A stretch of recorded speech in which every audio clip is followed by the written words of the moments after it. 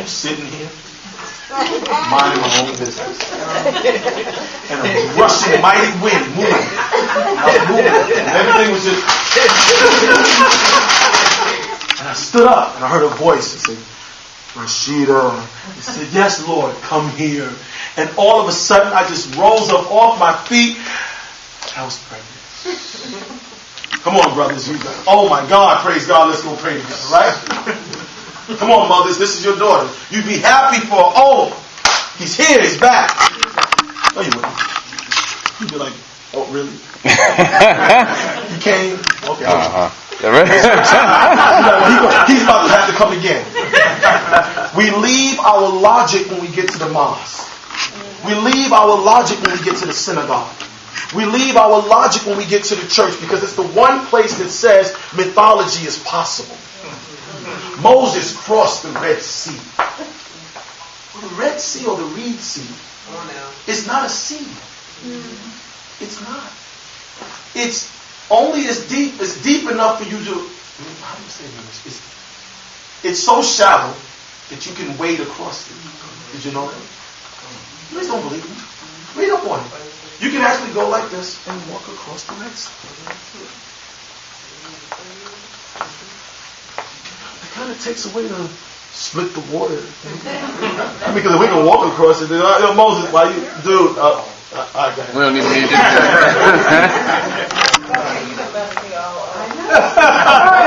No, I'm not.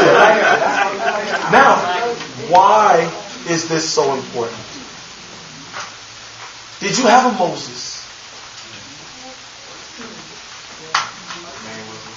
What if I said Thutmose? What does Mos mean? Well, Moses means to be drawn forth from the Nile. In what language? In Hebrew. But who named him Moses? Pharaoh's daughter. Did she speak Hebrew? No. So what did Moses mean in her language? I'm your mother. I name you Moses. I don't speak French. You're going to tell me what your name means in French. Does that make sense? Mos means a child. But what if I told you in Tamaré, in ancient Africa, there was a Tahuti-Mos the first, or Tutmos the first, Tahuti-Mos the second, and Tahuti-Mos the third, and that Tahuti-Mos the first was the keeper of the African or Egyptian Ark of the Covenant. Please don't believe me. The whole symbol of the Ark of the Covenant with these cherubim with wings is nothing but the mother goddess or angelic host, Isis or Aset, with her wings outstretched. Sometimes they draw her like this. Sometimes she's drawn like this. And other times she's drawn like this to represent the 3 degrees that you travel. Heliopolis, Thebes, and Memphis. Or Hotep-Tar, Nut, and Anu, the 3 sacred cities of initiation. So they put this on the Ark of the Covenant, and Raiders of the Lost Ark, the movie that came out years ago, the quest to find the Ark of the Covenant. What were the Israelites doing drawing an African goddess on their Ark of the Covenant, unless those Israelites were really here? See, there's a play on word where they'll say Israeli. Say Israeli. Israeli. Don't confuse Israeli with Israel. Israel is Israel. Isis, Ray, and Il.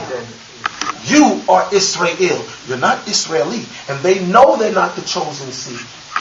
They know it. I was watching the other day that the Israeli ambassador to America. And he was on the program, the comedian Jon Stewart. Mm-hmm. And he said, well, you're the chosen. And Jon Stewart makes a joke, well, the chosen people of God. He said, no, the chosen people of God are in the Bible. We're just the Israeli. The ambassador just said this out of his mouth. Because they know that you are the original tribes. You are the tribe of Dan. But don't confuse the tribe of Dan with the tribe of Benoi. The land of Eden is in Africa. In the Bible it says where the 4 rivers meet. Well, where those 4 rivers meet happens to be in a place called Tuti, in a place called Nubia, in a place called Sudan. That's right. So what is my new Bible? We'll talk about it. It might be in this room right now. Okay? So when these individuals, when they were looking at your records, something happened. an individual who had no place in creation had to create a place for himself. I'm going to say it again. An individual that had no place in creation, the Greeks and the Romans, had to create a place for themselves. The very word create is the word Crete. The Crete Islands, from where they get Socrates. When you say Socrates, Cretes, someone who was creating something, they were creating a dogma, a doctrine that made you no longer realize you were Messa. The word Messa, M-E-S-S-E-H, means to anoint with the oil of a hippopotamus. All pharaohs and female rulers and initiates were anointed with this sacred oil, which made them a Messa Kares. Kares, ka, say ka. Now say rest. The word rest is where the Hebrews get Rosh, like Rosh Hashanah. The Muslims get it as Rais. It means head. In Tamareh, the Agdad, or the sacred eight, were called Rashanad, the head of each generation. So they took this Rais, this Rash, this Karest, this consciousness. The Rastas say, what do they say? Ras Tafara. Ras, the head. The head Tafara, the head lion. Afirti. Tafara Afirti means the ruler. And they understood because of language, the ancients knew that you were these original tribes. You are Dan. You are Joseph. But when I say Joseph, please don't think about this little guy who goes into Egypt and he's so fine that the head of the Pharaoh's land, his number one right-hand man's wife, oh my God, you see Joseph, my God, I got to have him. And she tears off his coat because that's how the story's written. Really? Really? This little boy comes into Egypt where we as African men were, and the best she looked at her and said, I want some Joseph. Really? It makes sense to you? Don't leave your logic somewhere. You know this, when you read the Bible, you need to have logic with you. No, you can't read with the physical eye, brother. You got to use the spirit. Then why did he give me physical eyes? Don't give me two eyes and then say, well, see, brother, you questioning God. No, I'm not questioning you. According to you, God's in heaven. Negro, I'm standing here looking at you. So stop telling me I'm questioning God and just say, I don't know. And I know you don't know. That's why we're here. You follow? You are Yasuf. Say Yasuf. Yasuf. In Hebrew, they say Yosef. Like Dr. Ben Yohanan. Yosef. Yusuf means to add on in Hebrew. But the name Yasuf means Osuf. Suf, S-U-F or S-U-W-F, means the wool apron. These were initiates. You are Reuben. But I want you to spell Reuben for me. Reuben. Spell it. R-U-B-E. R-E-U-B-E-N. And they say Reuben because of the French influence, Reuben. But we are not French. I want you to say what you see in your mind. Reuben. Reuben. What's the Ben? Ben. What's the Ben? The Tikhinu, or what you call the obelisk. The builders of the great obelisk. The people from Aksum who understood that symbol was a symbol of procreation. That's right. So you are Reuben, not to be confused with Reuben. You were in Eden, but Eden was Africa because everything they say, the Garden of Eden had everything. Well, that's all Africa. Trees to be desired, and the foods, and diamonds, and all that. That's Africa. But don't confuse Eden, delight, with Sweden, southwest Eden. Because they say when Cain was put out of Eden, he went south into the land of Nod or Nod. So the tribes, Reuben, Reuben, that's you. Reuben, that's them. Yasuf, that's you. Joseph, that's them. Some other names. Issachar. Issachar is nothing but Issa Sokar. Who is Sokar? Does anyone know the name Sokar? Sokar in Tamareh was the alligator mascot who protected Asaru's 14 pieces that Satuk chopped up, or 14 tribes. Because see, Osiris was not an individual first. Osiris was Sahu, the constellation that you call today Orion, which was chopped up into 14 pieces, or 14 bright constellations or stars, or 14 tribes, which you became. The biblical Israelites are told to have 12 tribes, right? Plus a daughter, right? That makes how many? Plus 2 sons by Joseph, right? That makes how many? How many tribes of Israel? Or do they just not know? Or do they just not want to tell us? Another tribe. Give me another name of a tribe. Benjamin. What is Ben? Ben. Again. Yemen. Where's Yemen located? Africa. Does anybody know where Yemen is? Yeah, Africa. It's in North Africa.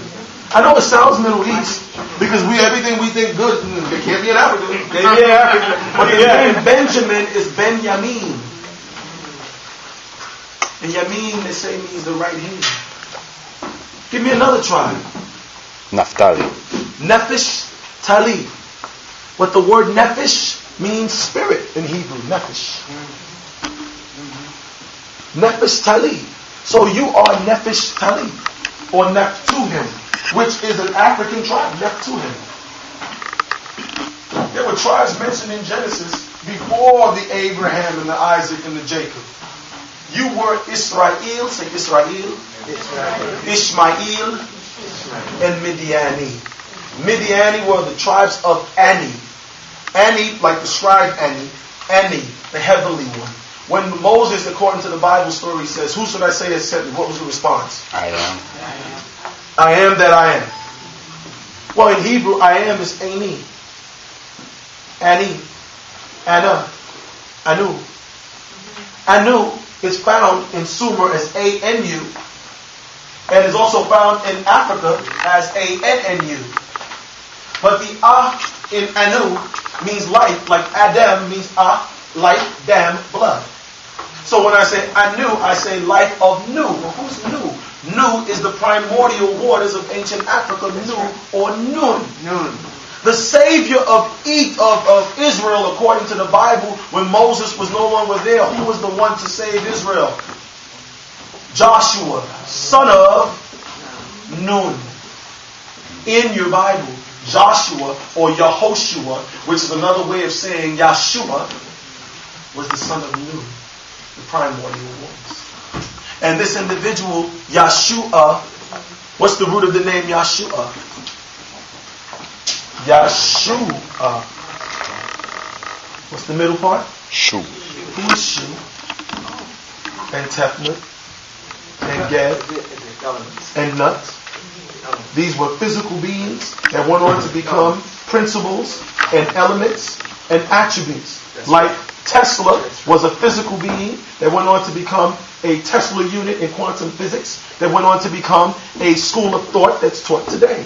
Like Einstein was a physical being that went on to become the Einsteinium, the 99th man-made or man-discovered or uncovered element today that went on to become a school of thought. Well, the Neteru, the angelic beings of Tamarei, were physical beings that embodied certain principles, so much so that when they made the physical transition, others took on and studied their writings and their records and formed universities to study the universe of Dendera. Dr. Kaba mentioned what we also refer to as Tawaret. In the Bible and Revelations, it says, "I saw a woman with the sun and moon under her feet and 12 stars upon her head." You have that posted? Yes. Well, what's the 12 stars? The 12 stars are the constellations of Dendera.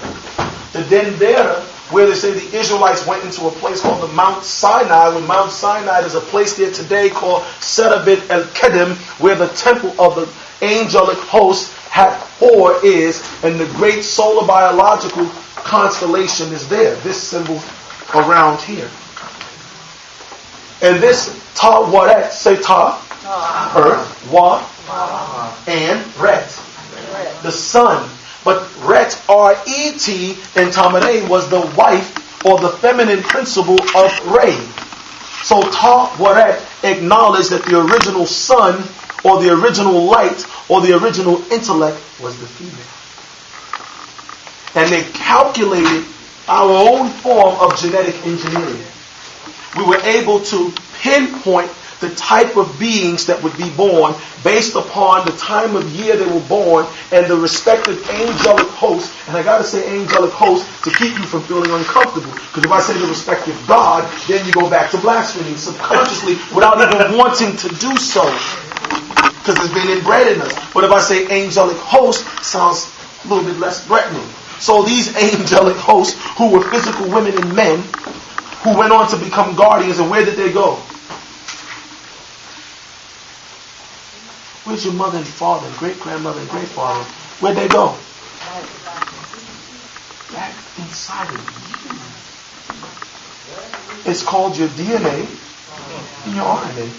When I'm looking in your eyes, I know for a fact,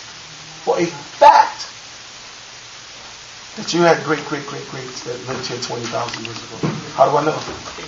Because you're here. I want you to take a moment, and then I want to bring Dr. Kaba up so we can take some questions. I want you to think for a moment. I want you to tell me some list of these names. I need your help. Abraham had 2 sons. What were their names? Say it loud. Don't be afraid. Isaac and Jacob. Isaac and Ishmael.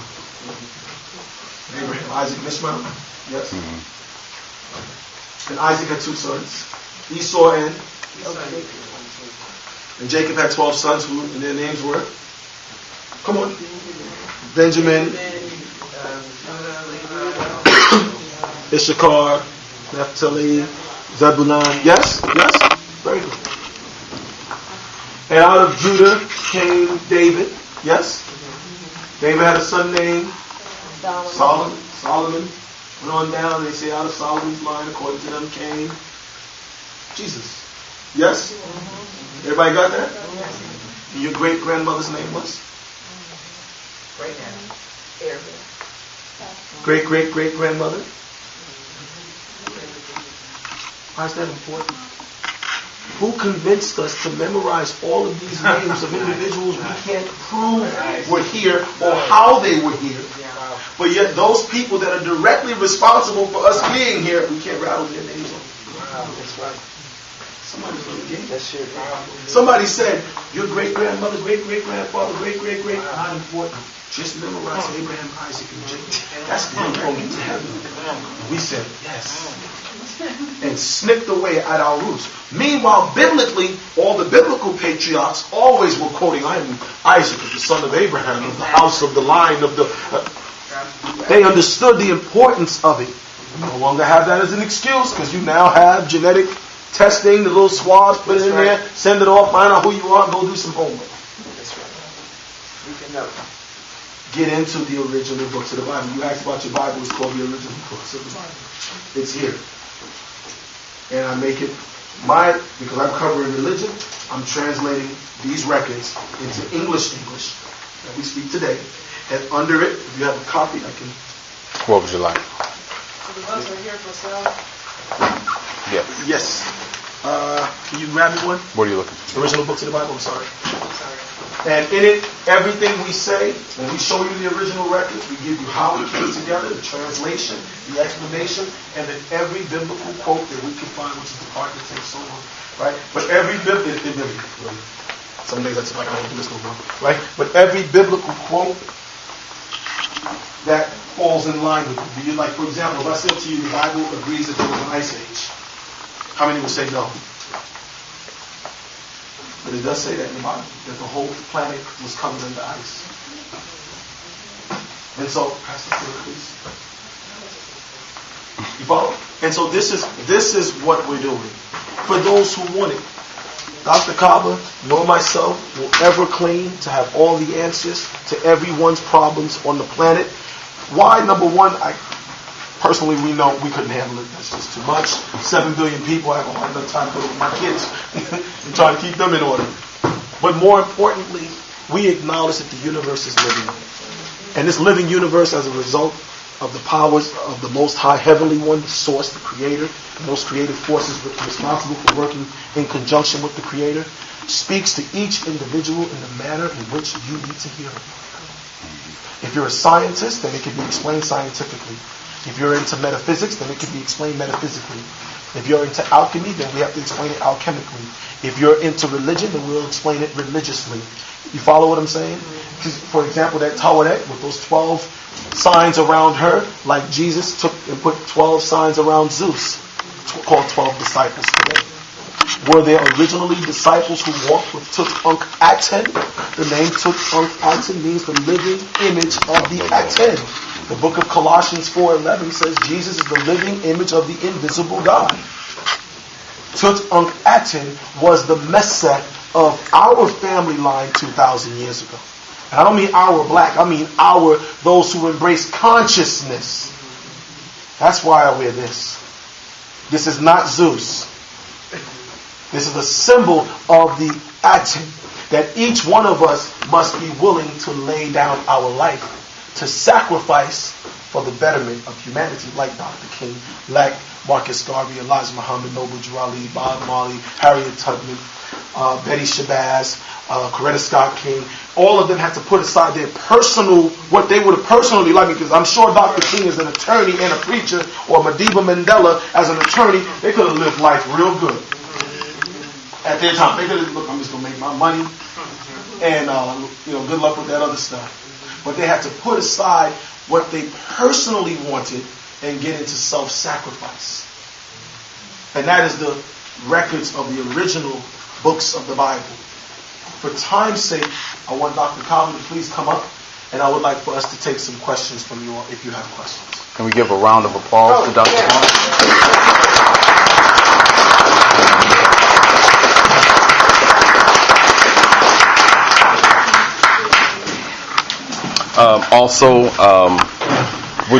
Do you want to take this time now? Would you like for me to give them the opportunity to start buying everything? Okay.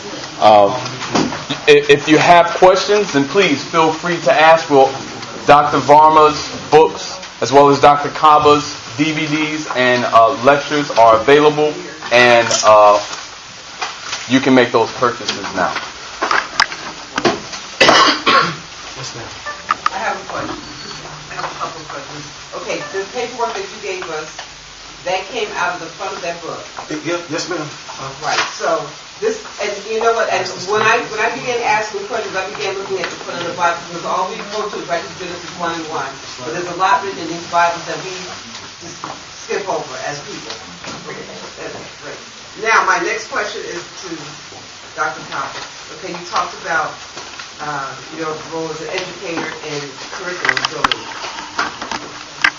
I do a blog talk radio show, and I talk about homeschooling. Matter of fact, Nokia Zerai speaks on the show. Yeah, that's my anyway. I'm talking to different parents, and they want to know. I talked to a parent the other day. Their granddaughter is learning about world history.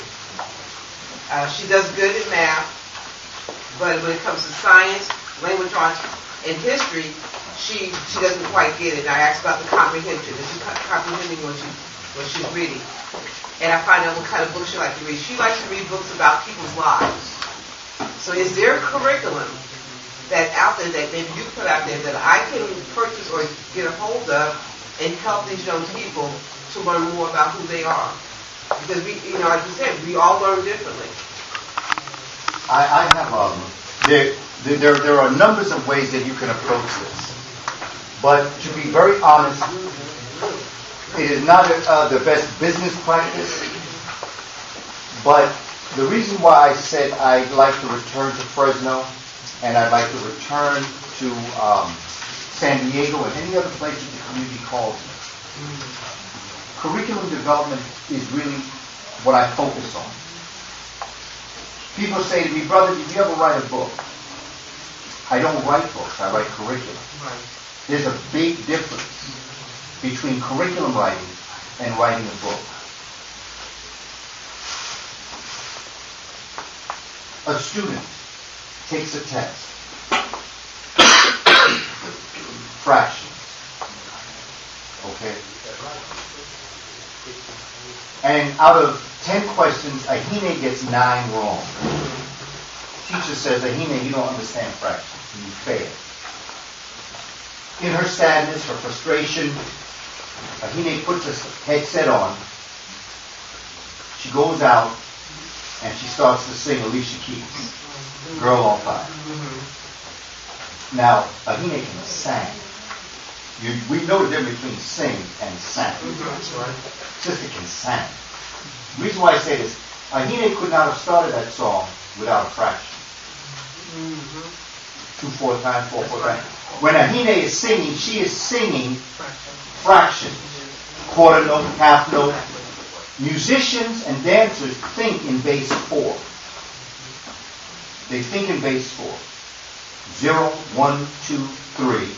And then one set, 0 left over. What would happen if we established a system of homeschooling where we took like the choral teacher and a math teacher who might be an accountant, but she teaches the children math. One of the things about homeschooling is that many times families are overwhelmed because they say, look, I don't want my child in the public school system, but at the same time, what am I going to do with them all day? We have to create cells where we reach out to the community and we find out maybe one parent is an accountant. She could be the math teacher. Another may have been a track star in college, but she's working somewhere. She could be the gym teacher. There's another one that could be a great artist. He could be the art teacher. So that what I'm saying is that if you have 20 children, one parent who loves art could be the one that teaches. One parent who's a prolific reader can be the reading teacher. If we bring, like in schools, I brought staff together. I brought choral teachers together and math teachers together. And when the choral teacher was teaching chorus song, she was at the same time teaching fractions in gospel, in choral. While the math teacher had the child the same day, was teaching fractions. The first thing that Ahine is going to say is, wow, that's what Miss Johnson said in choral class. And when she's in choral class, she said, wow, that sounds a lot like what was going on in math class. You have to immerse the child in a conceptual framework. As African thinkers, we are not discipline bound. We don't study math. We don't study science. We don't study reading. What we do is that we bring it all together. Dr. Wade Noble calls it the core curriculum.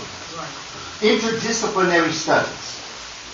And so that when you have a basketball player and you have a math teacher, if you took the gym teacher and you took the basketball player and the gym teacher was teaching the child rate times time equals distance, when you throw the ball, the rate that you throw the ball times the time it's in the air is going to determine its distance. If the gym teacher kept reinforcing the rate times time equals distance in gym class, Kwame is going to go now into math class and he's going to learn rate times time equals distance. The train is leaving San Diego on his way to Bakersfield. He has to stop and Basé. How much quicker will it have to go to reach Bakersfield on time? That's rate times time equals distance. Every room, every place you have water, that's a science class. Whether it's the bathroom, the kitchen, or if you have a water plug outside your house. You're teaching science. You put salt in water. You stir it. The salt disappears. But then you put heat on the water evaporates, and the salt is at the bottom of the glass. You see? That's what children do every day. Kool-Aid with sugar. Every day. You know what I'm saying? I mean, these are principles that you can teach the children because what we have to do, and let me tell you something else while I'm here. Just like I said to you, I'm not in the charter school, not in the charter school. Not in the organized school. I'm watching a commercial on TV. Skateboard comes across the kitchen floor. Mother says, Aaron, I told you no skateboarding in the house. But on the skateboard is a child report card. Mother takes the report card up. All of a sudden now Aaron's getting A's in school. She said, I knew that was the best thing I ever did when I sent you to Sylvan's Learning Center. 3 times a week, 2 hours a day. Sylvan, in 6 hours, did what 35 hours in the classroom couldn't do. Forget going to school. Let's just go to Sylvan for 6 hours a week. But what is it? It's the community centers. It's this African American museum. It's the Hinton Center. It's developing the type of educational systems after school. This is a real thing we can do. No pie in the sky. I'm not into overwhelming us by attempting to do something that's going to take time and planning and money. What do you have in your hand? You have this museum. You have rooms where you can bring the children. What do you have in your hand? You have the Hinton Center where the children can come. And it's already, they got classrooms set up there already. The anchor school is there. Sure is. Bring the children there 3 times a week. Maybe start once a week. Bring interested people together. Bring your homeschoolers together. Make the Hinton Center or make this museum a homeschooling hub where this can be a center where homeschoolers can somehow interact. And guess what you're going to have when you get it down? You're going to have an African perspective of how to teach our children, because that's how we taught it. That's what a Unk is. It is a center where families used to come. I say school is a place where adults go to learn, and children happen to go there to benefit from what the adults are learning. And that is what I'm offering our community, staff development. I have DVDs dealing with multiple intelligences, Bloom's taxonomy. You see, because there's a difference between intent and content. Content is what you teach. Intent is how you teach it. The Moors said that after you learned what you learned, you could throw that away because it was learning that was most important. Methodology is extremely important. I could teach you European history from an African perspective and you'd learn a great deal. I could teach you African history from a European perspective and you'd walk away remembering nothing. Because this system of education does not require intellect. I teach children how to take standardized tests. Just let's get that out of the way so I can teach you what I think you need to know. And here's 2 ways you can pass a test. Standardized test. When you know the right answer and when you know all the wrong answers. Think about what I'm saying. When you know the right answer and when you know the wrong answer, you can pass a test. Here's what you do as it relates to passing standardized tests. Always, let's just go by grades. Kindergarten, first, second, third, fourth. Okay? Here's what you do. First grade students, go out, go to Barnes & Noble and get a 2nd grade vocabulary test. Every test is a vocabulary test. Even if you don't know the answer, if you know what the word means, you can answer the question. Immerse children in vocabulary. Take them through a process of comprehending the words. And when they take every test is bound in science or social studies. Every reading test is bound in a question dealing with social studies or dealing with science. Somehow, some way. That's the humanities. Whenever you're going to teach a class, let me get into wood. I go to Dr. Ben, Egypt with Dr. Ben. I'm just taken back by this. I'm getting flashback because I think I told you the story the first time around. No, I didn't. I told you about the Happy River. Right. Okay. And the pyramids. Yeah, and the pyramid, exactly. Yeah, Muhammad. I go back. I'm a kindergarten teacher. Oh man, I'm just so excited. I mean, I've gone to Egypt with Dr. I mean, it's just huge. I come back. I'm just so excited. I'm showing them the slides.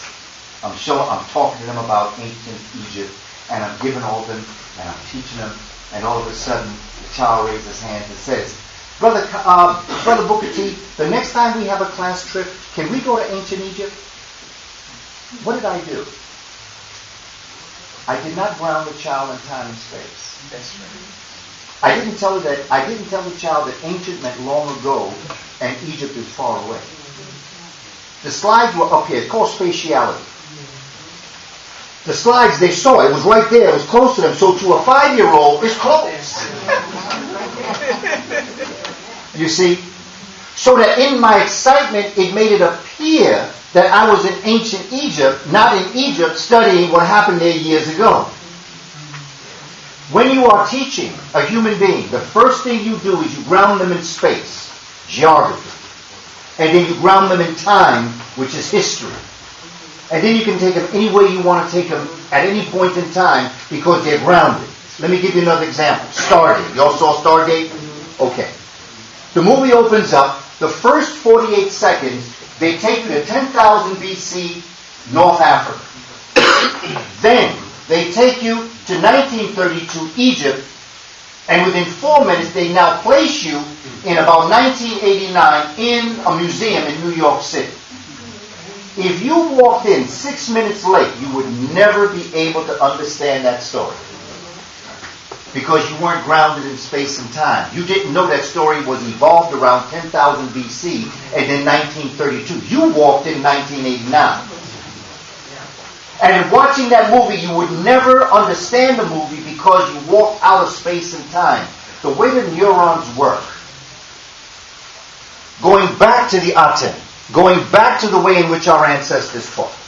Going back to the fundamental common sense that brother was just dropping in terms of just looking at things. They want you and they get upset when you refuse